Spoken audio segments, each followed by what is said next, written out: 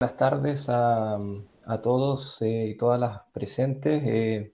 Muy agradecido de esta invitación, muy agradecido de todos los que se están tomando el tiempo de asistir a esta presentación. Veo en el listado 19 personas, lo cual me llena de orgullo y me hace sentir la responsabilidad de hacer una presentación lo más entretenida y amena que pueda. Esta presentación trata sobre máquinas eléctricas, motores y generadores. Y como siempre, he visto aquí algunos de mis estudiantes, es un tema que es un tanto árido, así que trataré de hacerlo de una manera un tanto más didáctica y que pueda comprenderse de mejor forma lo que estamos viendo, ¿ya? Lo que vamos a presentar. Ok, entonces, dicho eso, vamos a comenzar, ¿no es cierto? En esta presentación vamos a tener, está estructurada en 6 puntos. La primera parte, ¿cierto? Una breve introducción del presentador y del grupo de investigación. Un contexto general de máquinas eléctricas donde se recalca su importancia. Eh, Vamos a revisar también cómo son los aspectos de eficiencia energética en las máquinas eléctricas. Enseguida nos vamos a enfocar en la máquina que es motivo de esta presentación, que es la máquina sincrónica de reluctancia. Y vamos a ejemplificar la importancia de este tipo de máquinas a través de un análisis de casos. Finalmente, ¿no es cierto?, vamos a establecer una serie de conclusiones relacionadas a partir de este estudio. Bien, entonces dando inicio, tenemos que una breve presentación del autor. Mi nombre es, para quienes no me conocen, ¿cierto? Mi nombre es Roberto Moncada Gatica, soy ingeniero civil eléctrico, por ahí en la ficha aparecía ingeniero civil electrónico, ¿cierto? Pero no me hago problema por el error porque por lo menos escribieron bien mi apellido, cosa que es un error que es bastante común, pero en esta oportunidad, digamos, eso anduvo bien. Tengo un doctorado en Ciencias de Ingeniería con mención en Ingeniería Eléctrica en la Universidad de Concepción.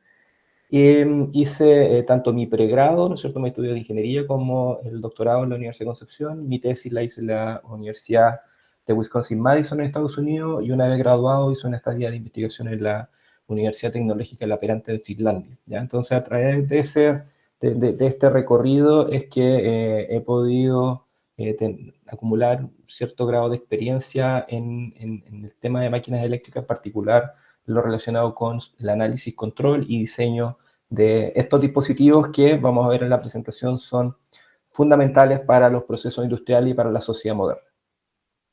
En el Departamento de Ingeniería Eléctrica de la Universidad de la Frontera yo no trabajo solo, por supuesto.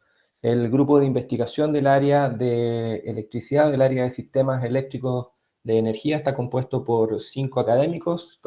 Yo, Roberto Moncada, además de los académicos, el doctor Héctor Yang, el doctor Boris Pavés, el doctor Cristian Peche y el magíster Rodrigo Villalobos, quien actualmente está en proceso también de obtención su grado de doctor. Por lo tanto, pronto también se va a sumar con toda propiedad a este equipo de investigadores, aunque él es bastante activo en estos momentos dirigiendo proyectos de investigación tipo FONDEP. Los laboratorios de investigación en el área de sistemas eléctricos de energía están compuestos por 3 grupos, ¿cierto? El Laboratorio de Análisis y Control de Máquinas Eléctricas, el laboratorio de media tensión. Ambos laboratorios trabajan en la misma dependencia, y el laboratorio de energía renovable, ¿cierto?, que está en una dependencia distinta. En el laboratorio de energía renovable se relacionan energía renovable y electrónica de potencia, ¿no es cierto?, aplicado también a la temática de energía, ¿ya? Todos estos laboratorios tienen la capacidad de apoyar en la formación del pregrado en temáticas de investigación e introducción a la investigación, apoyar en la formación del posgrado, ¿no es cierto?, desarrollando tesis de magíster y doctorado, y también realizar prestaciones de servicios a la industria a través del ensayo de máquinas, ensayo de equipamiento electrónico y ensayos también de aisladores, por ejemplo, en el caso de laboratorios de media tensión. Tenemos una infraestructura que es bastante interesante, conformada básicamente por proyectos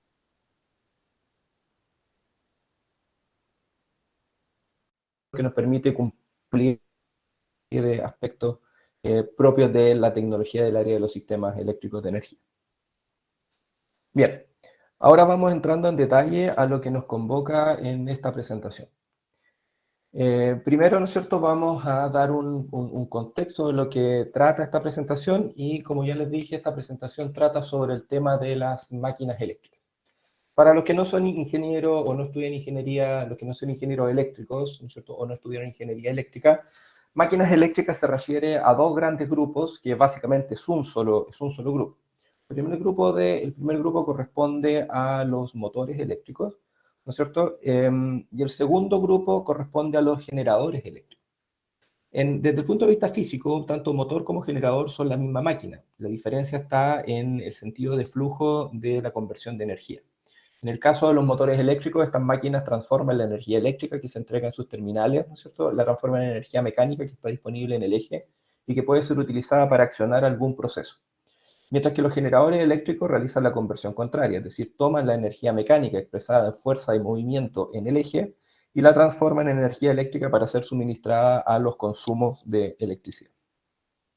Estas son tecnologías maduras, ¿no es cierto?, desarrolladas ya hace mucho tiempo, y son ampliamente utilizadas en esta sociedad moderna. Las encontramos desde aplicaciones domiciliarias de muy baja potencia hasta grandes aplicaciones industriales, ¿cierto?, como son los casos de centrales hidroeléctricas, donde tenemos potencias del orden de los megawatts. Eso nos lleva a pensar o a decir entonces de que el 70% del consumo de la energía eléctrica que se utiliza en la industria es manejada por motores eléctricos, mientras que el 99% de la energía eléctrica generada en el mundo es producida a través de un generador eléctrico. ¿Ya? Estos números nos indican, ¿no es cierto?, el volumen o la importancia que tienen las máquinas eléctricas rotatorias en la sociedad moderna. ¿Ya? Sería imposible pensar en un proceso industrial actual sin la presencia de motores eléctricos y sería imposible sostener la electrificación de la sociedad moderna sin la existencia de los generadores eléctricos.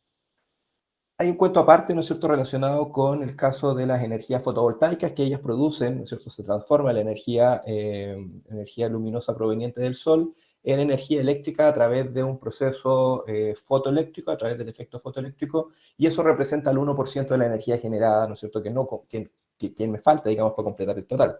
Sin embargo, la gran masa, la gran mayoría de la energía eléctrica producida en el mundo provenga desde fuentes renovables como el viento, las mareas, ¿no es cierto?, o hidroeléctrica, o fuentes ya no tan renovables como las biomasas o las fuentes de carbón, combustibles fósiles, incluso la energía nuclear.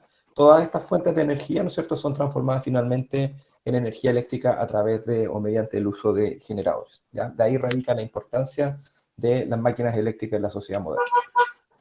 Ya, como les decía, las máquinas eléctricas son una tecnología ya bien madura, ¿cierto? Si hacemos una línea del tiempo, nos vamos a encontrar que don Michael Faraday, por allá por 1821, planteó el principio de funcionamiento de la máquina eléctrica, es decir, hace exactamente 200 años, y de ahí inmediatamente el primer motor funcional se desarrolló en 1834, de ahí un patente motor de C en 1837, después un salto hasta la generación, hasta los motores de corriente alterna por Nikola Tesla en 1888, y ahí terminó todo el desarrollo, digamos, de principio, todos los descubrimientos de la ciencia.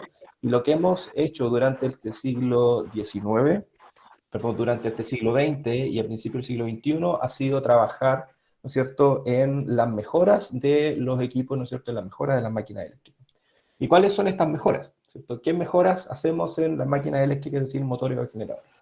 Al ser una tecnología madura, los principios de funcionamiento ya están más que claros y por lo tanto lo que nos queda revisar son sus características operacionales.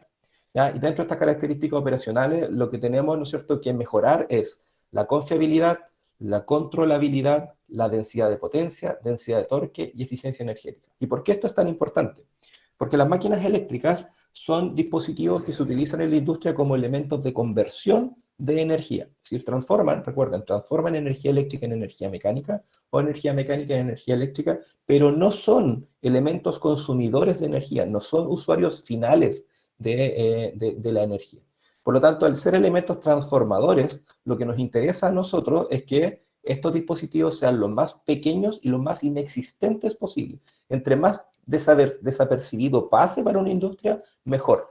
Por esa razón es que nosotros esperamos de una máquina eléctrica una alta confiabilidad, es decir, que no falle nunca, que no sea el elemento que bote el proceso, que presente una alta controlabilidad, es decir, que yo con la máquina pueda hacer lo que se me antoje, que la pueda acelerar, frenar, girar, aplicar más torque, aplicar menos torque, en fin, ¿no es cierto?, pueda controlarla de la manera que se me ocurra. Tener alta densidad de potencia y alta densidad de torque, porque eso me permite reducir el tamaño. La idea es que sea lo más pequeño posible, pero realice el mayor trabajo que pueda. Y además que sea energéticamente eficiente, es decir, que transforme esta energía eléctrica en mecánica o al revés, con la menor cantidad de pérdidas posible. ¿Ya? Esto último, todas estas temáticas, ¿no es cierto?, vienen bien de la mano con los requerimientos actuales en el uso de máquinas eléctricas, especialmente en aplicaciones de electromovilidad y generación de electricidad. En el caso de la electromovilidad resulta ser muy importante las mejoras que se pueden hacer en máquinas eléctricas, dado que con aumento de la confiabilidad evita que una persona quede botada en el medio de la carretera. Una mejor controlabilidad permite obtener vehículos eléctricos más seguros. Las mayores densidades de potencia y mayores densidades de torque permiten vehículos más pequeños y más livianos. Y la eficiencia energética aumenta el rango de utilidad del auto eléctrico, es decir, aumenta la autonomía. Por lo tanto, todas estas mejoras resultan muy importantes todavía para la demanda de máquinas eléctricas y sus requerimientos en la sociedad moderna. Bien, para ejemplificar la importancia de la eficiencia energética en los procesos industriales, y dado que somos ingenieros, y somos la mayoría aquí ingenieros y nos gusta calcular cosas, vamos a ver acá un ejemplo, ¿ya? Si estuviéramos en clase les pediría que saquen papel y lápiz, pero en este caso, ¿no es cierto?, el problema ya viene resuelto, así que simplemente lo vamos a mostrar. Aquí dice, considera un sistema de bombeo de agua que mueve un caudal de 200 metros cúbicos por hora a una altura de 40 metros, ¿ya? Un proceso industrial que consiste en mover agua, ¿no es cierto?, con una cierta altura equivalente. Esto considera obviamente los cambios de cota y las pérdidas de presión a lo largo de las tuberías. La bomba que se utiliza tiene una eficiencia del 75% y el sistema funciona, ¿no es cierto?, tiene un funcionamiento continuo de 16 horas al día durante los 7 días de la semana, ¿ya? Es decir, un proceso continuo que consiste simplemente en bombear agua. Muy, muy simple. ¿Cuál es la importancia de la eficiencia energética en este caso? Veamos. Desde el punto de vista del proceso, este proceso demanda una potencia de 21,8 kilowatts, lo que al año representa un costo energético de 127 megawatt hora. Es decir, este proceso que se ve acá, ¿no es cierto?, representa un alto costo energético. Y el proceso por sí solo tiene un costo de 10,18 millones de pesos, considerando un valor de la energía de 80 pesos por kilowatt hora. Si este proceso lo realizamos con un motor de eficiencia clase 1, ¿no es cierto?, o de eficiencia estándar, de acuerdo a la norma IS 60034, 30, vamos a tener que, con un motor de 30 kilowatts para accionar este proceso, vamos a tener entonces una energía anual, un consumo de energía anual, ¿cierto?, de motor y bomba, de 139 megawatts, lo que va a representar un costo, ¿no es cierto?, ahora de motor y bomba, un costo operacional de motor y bomba de 11,17 millones de pesos. Es decir, el uso del motor me sube 1 millón de pesos el costo, digamos, del proceso, ¿ya? Es decir, el costo total del proceso, 1 millón de pesos representa la operación del motor. Ahora, si utilizo un motor de eficiencia premium, ¿cierto?, de eficiencia IE3, entonces ahora en la energía anual utilizada en este proceso es de 136 megawatts, lo que va a representar un costo en dinero de 10,88 millones de pesos. Es decir, solo 700 mil pesos adicionales al costo a lo que me cuesta el proceso en sí. ¿Qué significa eso? Significa que al utilizar un motor de mayor eficiencia, ¿no es cierto?, respecto de uno de eficiencia estándar, me estoy ahorrando 290 mil pesos, ¿no es cierto?, anuales, ¿ya?, solo para este proceso. Y por la potencia del motor, un motor de 30 kilowatts, ¿no es cierto?, aquí estamos hablando de que alrededor de en 3 años, ¿no es cierto?, en 2 años y medio, recupero el motor. Es decir, al comprar un motor de eficiencia estándar, al comprar un motor de alta eficiencia comparado con un motor de eficiencia estándar, en solo 3 años recupero el motor y el motor me queda gratis, ¿ya? Así de importante es el uso de equipamiento, ¿no es cierto?, especialmente de motores de alta eficiencia en los procesos industriales, ¿ya? Esto afecta directamente en el bolsillo de la industria, puesto que permite lograr ahorros económicos, ahorros energéticos, y también con todo lo que significa que un motor de mayor eficiencia sea también un equipo de mayor calidad, disminuir en otros aspectos como o mejorar confiabilidad, ¿no es cierto?, reducir mantenimientos, en fin. Ya, solo el aspecto energético, el ahorro el que se indica aquí en esta diapositiva. La eficiencia energética en las máquinas eléctricas está normada bajo la norma IS 60034-30, y aquí hay varias normas, ¿cierto? Hay algunas que hablan de motores de corriente alterna de baja tensión, otros de alta tensión, otros motores de velocidad constante, otros accionados por variadores de frecuencia o velocidad variable, ¿cierto? Pero estas normativas existen y clasifican a los motores eléctricos en estos 4 niveles de eficiencia: eficiencia estándar, eficiencia alta y eficiencia premium, ¿cierto? Y además se propone esta eficiencia super premium, IE4, ¿cierto?, que es más exigente. Existen conversaciones de una eficiencia, ¿no es cierto?, ultra premium, que sería una eficiencia IE5, ¿ya? Cada una de estas eficiencias obviamente no es igual, digamos, no es una eficiencia pareja para todos los motores, sino que está directamente relacionada con la potencia. En este gráfico se muestra cómo a medida que la potencia va aumentando, ¿cierto?, la potencia de los motores va aumentando, el requerimiento de eficiencia también se vuelve a ser cada vez más exigente, y entre cada uno de estos rangos, ¿no es cierto?, de estas clasificaciones, las diferencias son menores. Bien, ¿cómo logramos estas eficiencias? Para lograr estas eficiencias en los procesos industriales, nos conviene recordar, ¿cierto?, cuántos tipos de máquinas eléctricas tenemos, ¿ya? Y estos motores eléctricos, ¿cierto?, estas máquinas eléctricas las podemos clasificar en 3 grandes grupos dependiendo del tipo de alimentación que tenga, o sea, del tipo de energía eléctrica con la que se alimenta. Vamos a tener, ¿no es cierto?, el primer grupo, que son los motores de corriente continua, que se alimentan con corriente continua, ¿cierto? Estos motores se utilizaron antiguamente, en la primera mitad del siglo XIX, actualmente ya no se utilizan mucho en la industria, puede que se encuentren en algún proceso, ¿no es cierto?, que tiene requerimientos particulares, lo podrán encontrar, pero ya están muy de retirada en la industria por algunos problemas de operación que tienen. ¿Ya? Luego tenemos las máquinas de corriente alterna trifásica, que estas sí son de amplia utilización, ¿ya? Y luego tenemos las máquinas de corriente alterna monofásica, cuyo uso industrial tampoco es tan masivo, pero sí tiene una alta aplicación en pequeños talleres, maestranzas y aplicaciones domiciliarias. Dentro de las máquinas de corriente alterna trifásica tenemos 2 tipos, ¿cierto? Tenemos a la máquina sincrónica y la máquina asincrónica. La máquina sincrónica, también conocida como motor de inducción, tienen a su vez dentro de ellas, están dentro de ellas el motor de inducción con rotor bobinado y el motor de inducción con rotor jaula de ardilla. Y en la máquina sincrónica tenemos estos 3 tipos: motor sincrónico bobinado, motor sincrónico de imanes permanentes y el motor sincrónico de reluctancia. En nuestra presentación nos vamos a concentrar en este grupo. En las aplicaciones industriales, la elección por defecto de máquinas eléctricas es esta máquina de inducción con rotor jaula de ardilla, la que tenemos ahí. Y para los que no son, los que no estudiaron electricidad, ¿no es cierto?, el nombre jaula de ardilla se debe precisamente a que el rotor de la máquina, ¿cierto?, esta pieza, que es la pieza que gira, está conformada por un sistema de barras que asemeja a una rueda de hámster, ¿no es cierto?, a una rueda de ardilla. De ahí viene su nombre. En una máquina eléctrica, nosotros vamos a tener pérdidas. Como es un elemento transformador de energía, tenemos pérdidas. Y estas pérdidas, ¿cierto?, se producen en el cobre del estator, ¿cierto?, que son las bobinas de la pieza fija, ¿cierto?, las pérdidas en el núcleo, que es la pieza de hierro, ¿cierto? Vamos a tener pérdidas en el cobre del rotor, que son las bobinas que están en el rotor, las pérdidas por fricción y ventilación, que son pérdidas mecánicas, y un conjunto de pérdidas que se producen por momentos o elementos no lineales o fenómenos no lineales que aparecen dentro del proceso de conversión de energía. ¿Ya? Este circuito que tenemos acá nos muestra un diagrama, un esquema de cómo se distribuyen las pérdidas, o cómo puede ser entendido un motor, particularmente un motor de inducción, y se muestra acá, por ejemplo, esta es la resistencia asociada al estator, ¿no es cierto?, resistencia a la bobina del estator, ¿ya? Que explica las pérdidas en el cobre. Tenemos una resistencia asociada al fierro, ¿no es cierto?, que explica las pérdidas en el núcleo.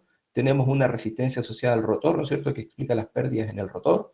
Y mientras que las pérdidas estas por fricción y ventilación aparecen como pérdidas mecánicas, por lo tanto no están disponibles en este modelo, que es un modelo eléctrico, ¿ya? En general, en estos motores de inducción vamos a tener que las pérdidas se comportan más o menos de esta forma. Las pérdidas por roce y ventilación son esencialmente constantes e independientes de la carga. Estas varían con la velocidad. Las pérdidas en el núcleo, ¿no es cierto? Estas son función de la tensión de alimentación, función del flujo, por lo tanto, son constantes respecto de la carga. Luego tenemos las pérdidas diversas, ¿no es cierto? Que son estas pérdidas no lineales que por lo general tienen un cierto nivel de dependencia respecto de la carga. Y tenemos, ¿no es cierto?, las pérdidas I cuadrado R, que son estas pérdidas que se producen tanto en el bobinado estator como en el bobinado rotor, y que sí son función de la carga. Es decir, entre más carga, entre más torque desarrolla el motor, estas pérdidas aumentan. Mientras que estas otras que están acá, ¿no es cierto?, se mantienen constantes. ¿Por qué es importante este análisis? Fíjense que las pérdidas en el cobre, tanto de estator como rotor, representan el 58% de las pérdidas de energía que se producen en el motor. Las pérdidas en el núcleo, ¿cierto? En el núcleo de fierro, representan alrededor del 12% de las pérdidas del motor, pérdidas de roce y ventilación 14%, y las pérdidas parásitas, que son estas debido a los fenómenos no lineales, representan el 15%. Entonces, si nosotros quisiéramos reducir las pérdidas en un motor eléctrico, ¿a dónde creen ustedes que tendríamos que enfocarnos?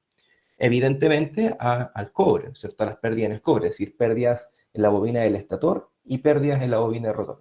¿Y cómo podemos reducir las pérdidas, ¿cierto?, en el cobre? La mejor solución sería eliminando el cobre. Lamentablemente, el motor eléctrico necesita de bobinas para poder funcionar, ¿no es cierto? Y por lo tanto, eliminar completamente esta bobina, eliminar completamente el cobre, no se puede. En el caso de las pérdidas en el núcleo también se pueden reducir porque estas pérdidas en el núcleo se producen por corrientes circulantes, ¿no es cierto?, que son las corrientes parásitas o corrientes eddy, ¿no es cierto? Pero estas pérdidas en el núcleo se producen cuando hay flujo magnético variable, es decir, cuando existe movimiento entre el flujo magnético, ¿cierto?, y el núcleo de fierro. ¿Ya? Por lo tanto, ahí tenemos también alguna posibilidad de trabajar sobre ellas para poder reducirlo. Las pérdidas por roce y ventilación, ¿no es cierto? Esto obedece a pérdidas mecánicas, por lo tanto, la reducción de este tipo de pérdidas va a obedecer o puede ser abordada desde un punto de vista mecánico a través de un mejor diseño de los ventiladores, ¿no es cierto?, o mejor diseño de los rodamientos. Parásitas, bueno, acá tiene que ver con la construcción de la máquina, ¿no es cierto?, de tal manera de reducir armónicos, flujos de dispersión, en fin, y una serie de detalles adicionales. ¿Cómo nos importa que una máquina, cómo entra aquí a jugar entonces la máquina de reluctancia? ¿Qué papel viene a cumplir la máquina de reluctancia? Primero, la máquina de reluctancia es una máquina sincrónica, ¿no es cierto? ¿Qué quiere decir que es una máquina sincrónica? Que es una máquina que en régimen permanente gira a la velocidad del campo magnético, ¿ya? Es decir, gira a una velocidad constante, ¿ya? Esa es la principal diferencia con la máquina de inducción. Y esta velocidad constante está dada por la frecuencia de las tensiones de alimentación y el número de polos de la máquina, lo que da lo que se denomina velocidad sincrónica o velocidad del campo magnético. Y es muy fácil de calcular, ¿no es cierto? Viene ahí con esta fórmula. Esta es una de las pocas fórmulas que van a aparecer en esta presentación. Para ejemplificar la diferencia entre la máquina sincrónica y la máquina de inducción, ¿no es cierto? Aquí tenemos una animación.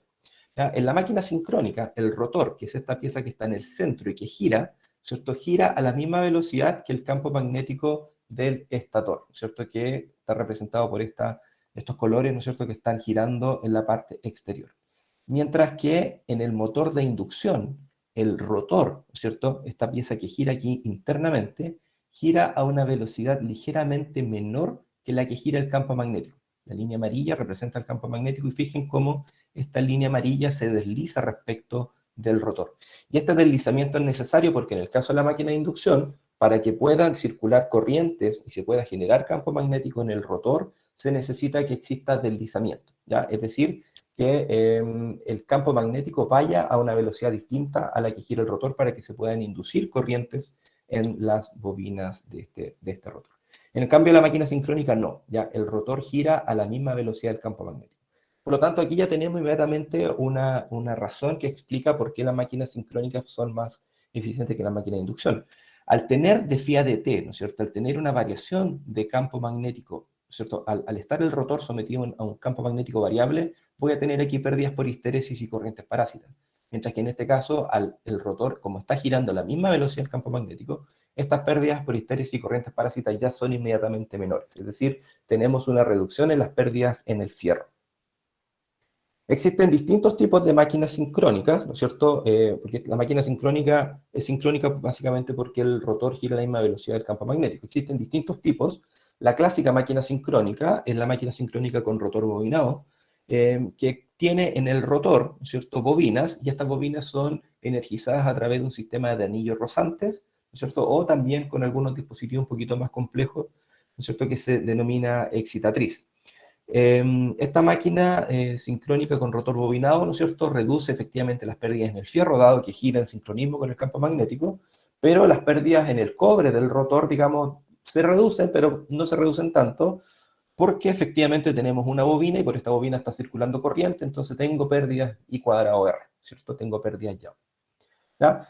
Sin embargo, puedo modificar este rotor y dar origen a la máquina sincrónica con imanes permanentes, donde yo reemplazo los imanes del rotor por imanes permanentes, ¿no es cierto? Por imanes permanentes y obtengo una máquina que tiene bastante mayor eficiencia que la máquina sincrónica con rotor bobinado. Y no solo tiene mayor eficiencia, sino que además al eliminar los anillos rozantes, se logra una máquina globalmente más pequeña, ¿ya? Por lo tanto, mejora la eficiencia, mejora la densidad de torque y la densidad de potencia. Este tipo de máquina, la máquina sincrónica con imanes permanentes, fue un boom en lo que es investigación en tecnología durante los años, entre los años 80 y el año 2010. Durante 30 años, todos los investigadores, ¿no es cierto?, en el área de máquinas eléctricas se dedicaban a analizar, ¿no es cierto?, y diseñar este tipo de máquinas. Y eso gracias a un gran desarrollo que se produjo en la producción de imanes permanentes, lográndose imanes de neodimio que eran de una muy alta potencia. Actualmente es posible comprar estos imanes de neodimio por estos portales de internet que los traen desde China y son imanes muy, muy potentes, ¿cierto? Que de hecho hay que tener cuidado con ellos porque si los manipula mal pueden dañar, se pueden destruir entre ellos o incluso producir un accidente apretando un dedo o alguna cosa, echando a perder relojes, en fin. ¿Ya? Sin embargo, desde el año 2008 al año 2010, se produjo una escasez de la materia prima para la fabricación de estos imanes, por lo que sus precios subieron considerablemente, entonces los investigadores dijeron, bueno, ya está bien, tenemos bien desarrolladas las máquinas de imanes permanentes, ahora entonces, ¿qué más sigue? ¿Qué podemos hacer para eliminar los imanes? Bueno, y ahí entonces recordaron, porque no se inventó, recordaron, ¿no es cierto?, el principio de funcionamiento de un motor eléctrico propuesto a principios de 1900, ¿cierto?, que es el principio de reluctancia, ¿ya? Que es algo que se ha utilizado históricamente, pero a partir del año 2010 o del año 2008, ¿no es cierto?, se comenzó a trabajar en el diseño de máquinas eléctricas que permitieran explotar el fenómeno de reluctancia, ¿no es cierto?, o el principio de torque-reluctancia para poder ser utilizados en máquinas que tengan aplicación comercial. Y de ahí surge entonces la máquina sincrónica de reluctancia. Y si ustedes la ven acá, tiene un diseño bastante extraño. Es una máquina sincrónica, pero que no tiene bobinas en el rotor ni tampoco tiene imanes. ¿Ya? Entonces, ¿cómo funciona esta máquina? ¿Ya? ¿Cómo funciona? Bueno, el principio de funcionamiento de esta máquina es muy, muy simple. Y todos ustedes o más de alguno de ustedes que alguna vez jugó con imanes, probablemente hizo el experimento de poner un imán por sobre la mesa y un imán por debajo de la mesa y mover el imán que estaba por debajo. Y al mover el imán que estaba por debajo, el de arriba también se movía. Si ustedes reemplazan el imán que está arriba por un pedacito de fierro, ¿no es cierto?, por una barrita de fierro, y hacen el ejercicio, obtienen exactamente el mismo resultado. ¿Ya? Y eso se puede ejemplificar con este diagrama que tenemos acá. En la máquina de reluctancia, nosotros vamos a tener un campo magnético, ¿no es cierto? Que en el ejemplo que le estoy dando, este campo magnético es impuesto por el imán que está debajo de la mesa. En el caso de la máquina de reluctancia, este campo magnético es impuesto por las bobinas del estator. Y en el rotor, ¿no es cierto? O sobre la mesa, se coloca un pedacito de fierro. Y este pedacito de fierro se va a orientar a la posición, se va a alinear con el flujo. Naturalmente se alinea con el flujo. Ya, esto obedece al principio físico de que todos los sistemas tienden a la posición de mínima energía y resulta que aquí la mínima energía se alcanza cuando esta barrita está alineada con el campo magnético. Por lo tanto, por este principio de reluctancia aparece un torque, ¿no es cierto?, que es el que hace que esta barrita se tuerza, ¿no es cierto?, y se alinee con el campo magnético, y este torque se puede calcular, ¿no es cierto?, lo podemos calcular mediante esta expresión. O sea, este torque depende del flujo, va a depender del flujo magnético, ¿ya? Va a depender de la inductancia a lo largo de la barrita y la inductancia a lo ancho de la barrita, ¿ya? Entre más larga la barrita, ¿no es cierto?, mejor, y entre más angosta la barrita, mejor. Se obtienen mejores relaciones de torque. Obviamente dentro de un motor eléctrico para aplicación comercial uno no va a colocar una barrita de fierro, y lo que hace o lo que hicieron los investigadores durante la década pasada y también en la década actual es trabajar en el diseño de estructuras magnéticas en el rotor que traten de maximizar, ¿cierto?, este torque de reluctancia, es decir, maximicen la diferencia entre las inductancias, pero mantengan propiedades como bajas vibraciones, ¿no es cierto?, estabilidad mecánica, en fin, una serie de temáticas relacionadas directamente con la operación. Y así encontramos, por ejemplo, diseños con barras más o menos cuadradas, ¿no es cierto?, semicuadradas o barras ya directamente elipsoidales como las que tenemos aquí. También se encuentran estructuras de máquinas de reluctancia con laminaciones transversales, longitudinales, en fin. Aquí ya los investigadores nos ponemos creativos y empezamos a diseñar una serie de geometrías cuyo objetivo sea maximizar la LD, es decir, la inductancia en el eje directo, sea lo más alta posible, lo que es equivalente a hacer que esta barrita sea lo más largo posible, y una LQ, ¿no es cierto?, inductancia eje cuadratura, lo más pequeña posible, es decir, que esta barrita sea lo más delgada, ¿no es cierto?, que se pueda, ¿ya? Si la adelgazamos mucho, vamos a tener problemas de saturación, y si no la adelgazamos tanto, vamos a tener problemas de saliencia. Bien, en eso consiste la investigación en las máquinas de reluctancia, ¿no es cierto? Consiste en encontrar las geometrías que maximicen este torque, ¿ya? Que maximicen ese torque. Ok, ¿qué ventajas presenta esta máquina de reluctancia? La forma en que lo estamos presentando, ¿no es cierto? Primero, tiene ventajas desde el punto de vista económico, dado que está compuesta sola por hierro y cobre, no hay imanes, por lo tanto es una máquina de construcción más barata. También al no tener imanes en el rotor, el montaje se hace más fácil y más barato. En el caso de la máquina sincrónica con imanes permanentes, cuando yo monto el rotor sobre el estator, dado que las distancias son muy pequeñas, se producen fuerzas axiales muy grandes que deben ser contrarrestadas por la infraestructura. En el caso de la máquina sincrónica reluctancia eso no existe, por lo tanto es mucho más fácil de construir. Es una máquina eficiente, dado que no hay pérdidas en el rotor, ¿no es cierto?, por efecto Joule. Y es una máquina además confiable y robusta porque no hay riesgo de quemar el rotor, porque no hay bobinas en el rotor. Ya se puede cortocircuitar en una aplicación como generador, usted puede cortocircuitar los terminales y no va a pasar nada porque no hay excitación interna. Sin embargo, no todo es color de rosa y esta máquina presenta también desventajas.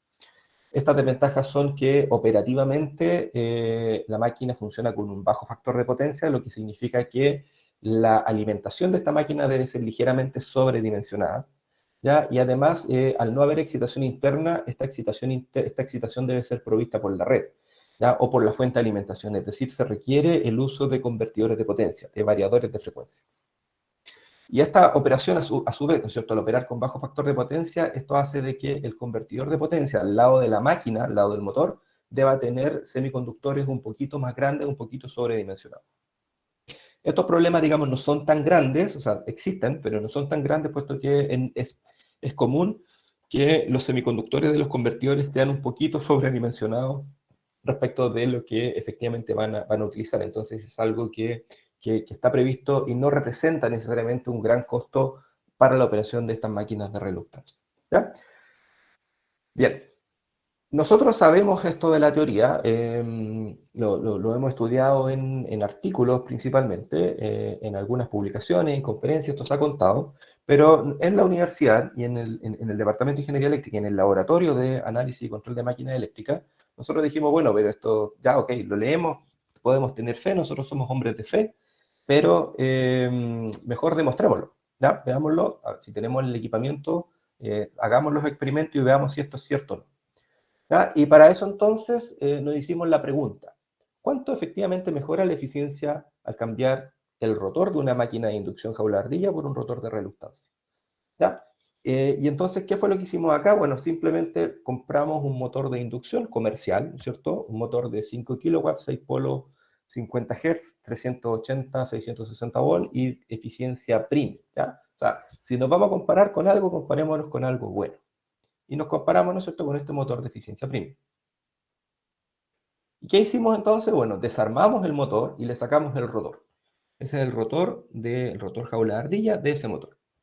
Y dijimos, bueno, construyamos un rotor de reluctancia que tenga las mismas dimensiones físicas que el motor de jaula de ardilla y se lo reemplazamos al motor de inducción, es decir, le cambiamos el rotor de inducción y hacemos las evaluaciones. Hicimos un diseño, una optimización más o menos corta y construimos el rotor. Y aquí tenemos entonces la imagen del rotor de reluctancia que construimos, ¿no es cierto? Fíjense cómo están acá las barreras, estas barreras de flujo, las zonas de aire, ¿no es cierto? Y reemplazamos y pusimos este rotor aquí adentro de la máquina, dentro de la máquina de inducción. ¿Y por qué lo pudimos hacer? Bueno, porque la máquina de inducción, como la máquina sincrónica de reluctancia, son máquinas de corriente alterna trifásica, por lo tanto los estatores son compatibles. ¿Ya? Las bobinas de estator, la bobina de una máquina de inducción es igual a un bobinado de una máquina sincrónica. ¿Ya? Hicimos esta prueba y luego hicimos una serie de evaluaciones. Por ejemplo, evaluamos la operación de ambos rotores a la mitad de la velocidad nominal, pero con corriente nominal. Y al evaluarlo nos encontramos que la máquina de reluctancia, ¿no es cierto?, desarrolla menos torque que la máquina de jaula de ardilla. Para la misma corriente estator, la máquina de reluctancia desarrolla menos torque que la máquina jaula de ardilla. ¿Y por qué ocurre esto? Bueno, naturalmente, al no tener excitación, al no tener bobinas en el rotor, la excitación tiene que venir desde la fuente de alimentación y por lo tanto vamos a tener que aumentar la corriente de tal manera, además de aportar la potencia activa, aportar la potencia reactiva para que la máquina pueda funcionar. Y desde el punto de vista de la potencia, claramente, ¿no es cierto?, las potencias activas de la máquina de reluctancia, ¿no es cierto?, es ligeramente menor que la potencia activa de la máquina jaula de ardilla. En términos de eficiencia, efectivamente la máquina de reluctancia tiene una eficiencia mayor que la máquina jaula de ardilla. O sea, en términos de eficiencia, la máquina de reluctancia es mejor, pero en términos de capacidades de torque y de potencia para una misma corriente de estator, la máquina de reluctancia presenta, ¿no es cierto?, tiene un menor desempeño. Luego dijimos, ok, ¿cómo funciona esto ante un determinado perfil de torque? Entonces aquí aplicamos un perfil de torque con frenado y aceleraciones, ¿no es cierto? Es decir, operando como motor y como generador, y se lo aplicamos a ambas máquinas. Y vimos, bueno, durante estos tramos la máquina funciona como motor, durante estos tramos la máquina funciona como generador. Y medimos la energía que toma la máquina en modo motor y la energía que toma la máquina en modo generador, o que entrega la máquina en modo generador, y además para distintas estrategias de control. Probamos control de campo orientado, ¿no es cierto? Probamos control escalar y probamos control directo de torque. Y nos encontramos que la máquina jaula de ardilla tiene mayores consumos, efectivamente, presenta mayores consumos que la máquina de reluctancia. Y además, a niveles de generación, o sea, como por ejemplo, para aplicaciones de frenado regenerativo, la máquina de reluctancia tiene mayores capacidades de generar, ¿no es cierto?, de regenerar energía que la máquina jaula de ardilla. Esto ya nos indicó de que efectivamente la máquina andaba bien, o sea, efectivamente tiene mayor eficiencia y por lo tanto consume menos energía para un mismo proceso y genera más energía para un mismo frenado. ¿Ya? Luego dijimos, bueno, comparemos en iguales, exactamente iguales condiciones. Entonces hicimos la comparación ante igual requerimiento de potencia mecánica. Aquí tenemos la potencia mecánica en 1 por unidad, aplicamos potencia nominal a ambos rotores, la misma potencia, y después el 50% de la potencia nominal a ambos rotores. Y efectivamente las corrientes, en el caso de la máquina de reluctancia, es siempre mayor que en la máquina jaula de ardilla, pero fíjense ahora que la potencia eléctrica demandada en el caso de la máquina de reluctancia es menor. Es decir, para un mismo requerimiento de potencia mecánica, voy a tener una menor demanda de potencia eléctrica en la máquina de reluctancia, ¿cierto?, que en la máquina de inducción. ¿Y esto por qué? Porque la máquina de reluctancia, ¿cierto?, que son las líneas celestes, presentan una mayor eficiencia que la máquina jaula de ardilla. Y esto está verificado experimentalmente. Ahora, alguien podrá decir, bueno, pero esto es válido solo para los puntos de operación que evaluó. Sí, puede ser, ¿cierto? Eso es cierto, pero también hicimos una comparación de acuerdo a la norma IEC 60034-2-3 que trata específicamente máquinas eléctricas operadas desde variadores de frecuencia operadas a velocidades variables. ¿Ya? Por lo tanto, y entrega un método que permite interpolar las pérdidas para distintos puntos de operación. Selecciona puntos de operación específicos y luego, a partir de los resultados, permite construir una fórmula, ¿cierto? Una fórmula de interpolación para calcular eficiencia y pérdida en cualquier otro punto. ¿Ya? Y aquí lo que encontramos entonces al hacer esta evaluación es que la máquina de reluctancia presenta, ¿no es cierto?, un 4% menos de pérdida que la máquina jaula de ardilla. ¿Ya? Es decir, las pérdidas en la máquina jaula de ardilla son de 14%, ¿no es cierto?, para esa aplicación, mientras que las pérdidas en la máquina de reluctancia son solo de 10%. ¿Ya? Existe una reducción de pérdida en torno al 4%, que si lo comparáramos pérdidas o pérdidas, ¿no es cierto?, tendríamos que la máquina jaula de ardilla tiene un 66% menos de pérdidas que la máquina de reluctancia tiene un 66% menos de pérdida que la máquina jaula de ardilla. Y la eficiencia pasa de un 88% que presenta el motor de inducción de eficiencia premium a un 96% en el caso de la máquina de reluctancia. Es decir, esta máquina, por el hecho de no tener bobinas en el rotor, efectivamente es capaz de realizar el mismo proceso que realiza la máquina jaula de ardilla, pero con menores pérdidas y por lo tanto mayor eficiencia. Y estos resultados pueden ser aún mejores si es que se realiza un proceso de optimización electromecánica del rotor, es decir, si las barreras ahora se tienen más cuidado en su diseño. Bien, de todo este análisis podemos establecer algunas conclusiones. Primero, efectivamente los motores eléctricos como pieza clave en los procesos industriales presentan la oportunidad de mejorar el uso eficiente de la energía y así reducir costos de operación y contribuir a la sustentabilidad energética y a una operación más amigable con el medio ambiente. El prototipo de rotor de reluctancia que se evaluó desarrolla por lo menos un 25% menos de torque que el motor jaula de ardilla cuando se opera con la misma corriente. Sin embargo, la capacidad de torque se equipara cuando la corriente se incrementa en un 13%. Y aún si este incremento de la corriente en un 13%, si bien es cierto, aumenta las pérdidas en el cobre del estator, la eficiencia global de operación de este motor va a resultar mayor, ¿no es cierto? Es decir, se va a ver una reducción en las pérdidas de energía debido a que por más que se aumenten ligeramente las pérdidas en el estator, la reducción de las pérdidas en el rotor compensa este aumento y la máquina globalmente termina siendo energéticamente más eficiente que la máquina de inducción. ¿Ya? Y eso queda demostrado con las evaluaciones hechas de acuerdo a norma de IS 60034-2-3, ¿no es cierto? Y donde en el caso evaluado se obtiene que las pérdidas de reluctancia las pérdidas del motor de reluctancia son un 30% menores que en la máquina de inducción para el punto de operación nominal. Eso sería mi presentación. Muchas gracias por su atención y estoy disponible, por supuesto, para responder sus preguntas.